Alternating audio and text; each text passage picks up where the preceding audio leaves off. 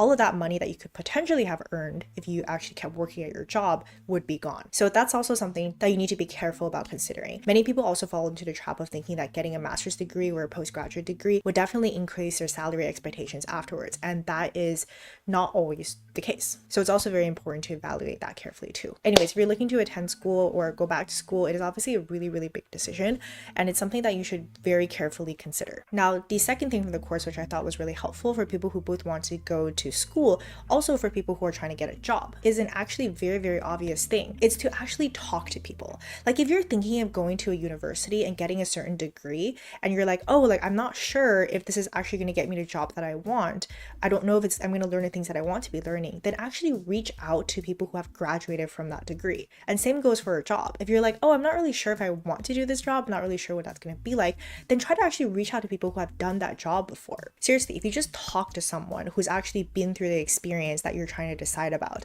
it can potentially save you a lot of money, time, and headache. Okay, now let's do a fun exercise. Answer the question. When was the last time that you paid taxes? A, in the last 24 hours. B, in the past week.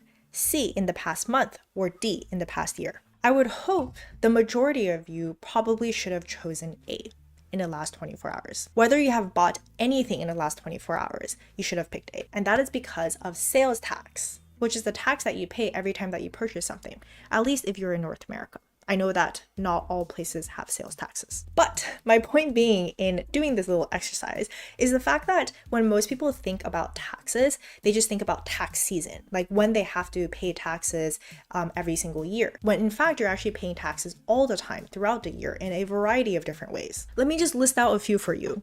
Income tax, payroll tax, sales tax, property tax, corporate tax, estate tax, excise tax, hotel tax, and toll tax. So these taxes generally fall into two different categories. The first one is called a flat tax, and a sales tax would be an example of this. It would just be like every time you buy something or you go to a restaurant and you eat something, there would be like a certain percentage at the end of your bill that's tacked onto your bill. And this is going to be the same rate for everybody. Then there's progressive tax. An example of this would be income tax. Higher earners would generally pay a larger percentage of their income. Some taxes are going to be built into the prices itself, and there's nothing you can do about it. While for others, like income tax or property tax, you can calculate, and sometimes there are ways that you can actually reduce that tax. So generally speaking, if you're a single person, you're an employee working a full-time job, and you don't own any properties, then you would have like the simplest tax forms and the simplest tax process. You would just fill out some forms in the beginning of your employment, and usually the tax is deducted directly from your paycheck. So you don't actually even get to see that money. It gets directly paid to the government. Now it gets a little bit more complex.